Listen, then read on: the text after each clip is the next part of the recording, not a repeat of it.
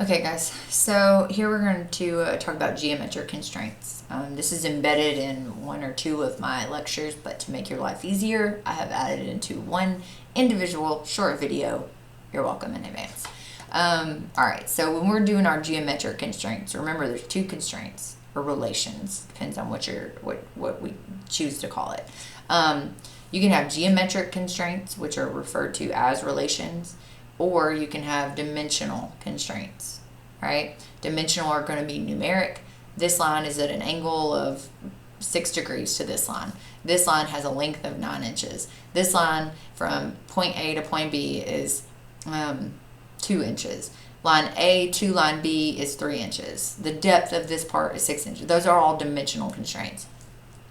Geometric constraints are going to be parallel, perpendicular, etc. All right, so I'm going to show you a couple of those. So we go to start a sketch. All right, so let me just draw a couple of lines in here.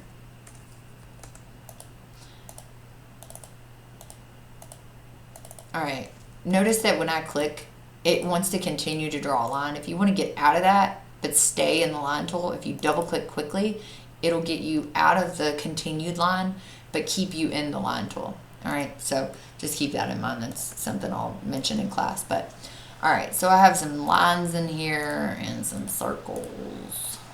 Okay, right here is all of our relations. All right, so if I click here and I say display or delete relations, currently there are no relations in this sketch.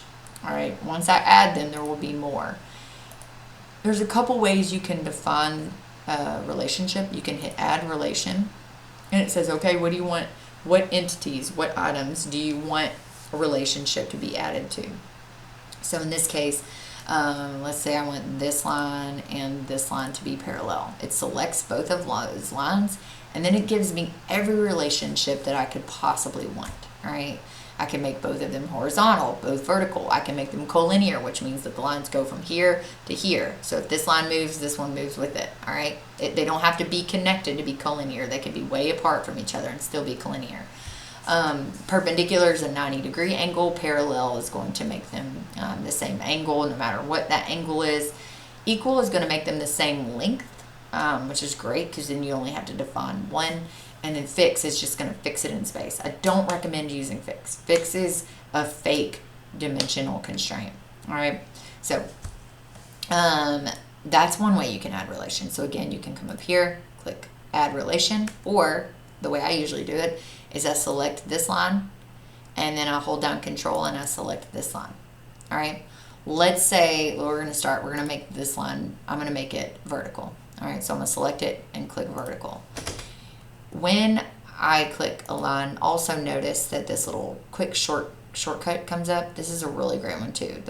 All dimensional constraints available are going to be here. Excuse me, geometric constraints are going to be available here. This one right here allows you to auto insert a dimension. These are really great tools. This box right here shows up anytime you select something. All right, so if I want this line and this line to be parallel, again, I have to select one, hold down control on my mouse, select the other one, and then here's all the options. I can make them collinear. I can make them both vertical. If I were to try to make them horizontal, you're going to get an error because I already made this line vertical. Now it's saying, hey, you can't do that. You can't make both of these lines horizontal. So in this case, I can just right click and delete. Just kidding. You just hit undo.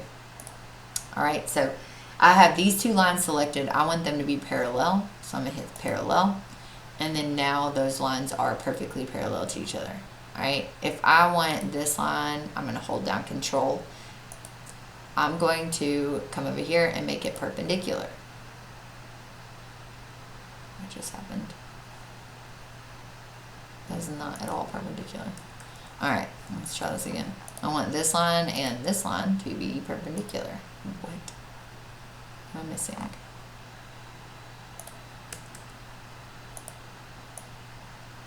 Weird. Okay. Let's try one more time.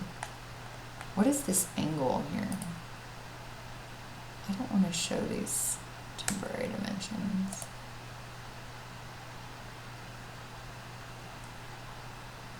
I'll have to look into that. Okay. Why will it not allow me to do that? So let's try a different line. So select this line, hold down control, and do this one, make it perpendicular. Those are clearly not perpendicular. What is happening?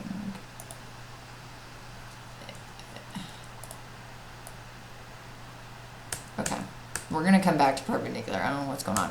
All right, so I want the endpoint of this line and this line to be coincident. I want that endpoint to be on that line, and I don't care where it's located on the line, I just need it to be connected to that line.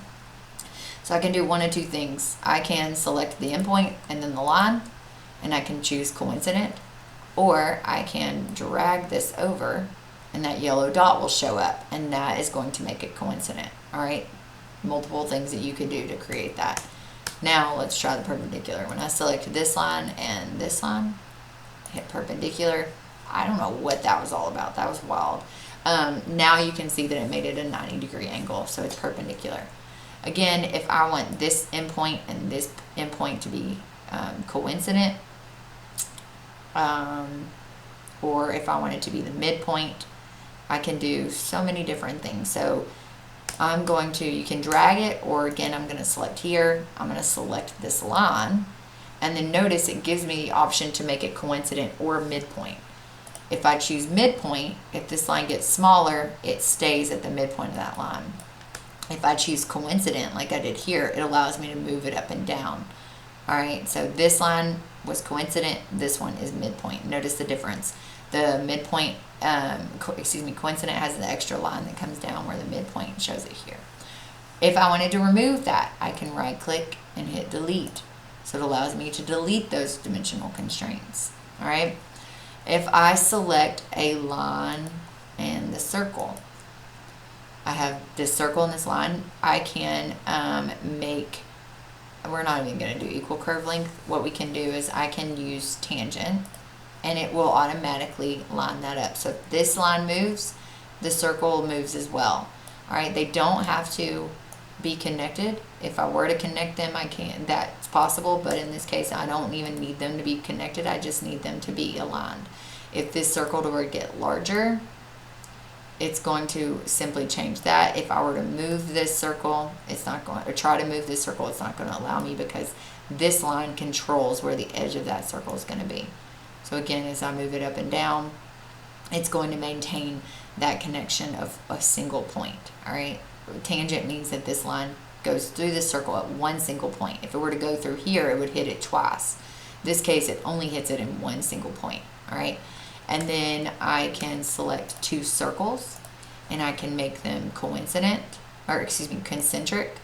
And then I can make it larger or smaller. I can also take a circle. I can grab two circles. Again, I'm selecting one, holding down control, selecting another, and I can make them equal. So now if one of them changes in size, the other one also changes in size. I can do the same thing for lines, so I can select here and here, and I can make them equal. And then if one of them gets longer, the other one, no, I don't know why I'm, oh, okay. So if I come in and I add a dimensional constraint, the other line is going to get the same length. All right, same with here. If I add a dimensional constraint of 2, that circle is going to get smaller with it as well. All right. If I select two, let's see, collinear, let's do collinear real quick. If I grab this line and this line, right now they do not line up. If I were to move one, the other one would not move. If I select one line and then the other, and I can make them horizontally constrained, it's making them both horizontal, or I can make them collinear. So in this case, it has now made it collinear. So if one moves, the other one moves with it. All right. Another thing I can do is I can make a circle, it's midpoint. So I can select this point. Actually, I can hover over the line first, select the midpoint of the line, hold down control, select the center point of the circle, and I can make those horizontally constrained. So now, if this line moves, or if the length of the line changes, it won't let me. If my circle moves, if anything moves, there it is. If my circle moves, notice that it's going to mean it's lengthening or shortening that line because it's trying to keep that circle center point horizontally constrained with the midpoint of that line. All right. Let's see. Let me grab a couple others. The equals I talked about, perpendicular, parallel, horizontal. All right. So those are all the constraints that you can have. Notice that. Oh, JK. Notice that I have all these dots are starting to show up. If I want to get rid of a constraint, I can right click on it and hit delete and it removes that constraint. If you have a constraint and you're not sure what it goes with, you can hover over one of them. The other one that it connected to is going to show up in orange. So now I know that that line and this circle have a constraint, a relationship between the two. Same thing with this. There's a parallel. If you can't remember what it's parallel with, those two pink lines have a parallel relationship. Here I've got that pink line and that circle are tangent. If I want to delete them, I can delete it. When I'm drawing lines, notice that yellow line there shows up, that yellow dot. That yellow dot is saying that, hey, we're assuming that you want this line to be horizontal. The dotted line that shows up is saying, hey, this line's up, but it's white, that the vertical line. Okay, so a couple things. There's the coincident point that says that this is going to be the midpoint of, I don't know what that. Okay, so those two white dots, let me start more simple. Those two white dots right there, those two white squares, those are saying, hey, this is aligned, but it's not yellow. If it's white, it's just letting you know, hey, these are aligned, and you can come back in and make a very easy change, add a relationship, and it's already in place.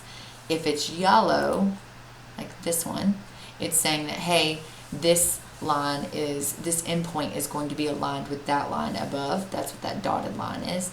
And the two yellow marks are the constraints that are going to be made. So in this example, this is lined up like that. So that's a constraint that was made. And then this line being horizontal was also made. So two constraints were automatically made. Notice that it's no longer in line there because the white ones are not going to be created. They're just letting you know. They're like making you aware of it. All right. So those are geometric constraints. If they start to get on your nerves, which often they do not delete them. Come up here to hide show items and turn them off here. And then you won't have to see them. And then you can come up here and you can go display relations and I can identify just the area and then hit enter and it's going to show me. So if I display, it's going to show me all of them. If I select an area, it's going to show me just the ones in that area. All right, so I like mine on. They don't get on my nerves. So, all right, those are geometric constraints. There will be a separate video on dimensional constraint.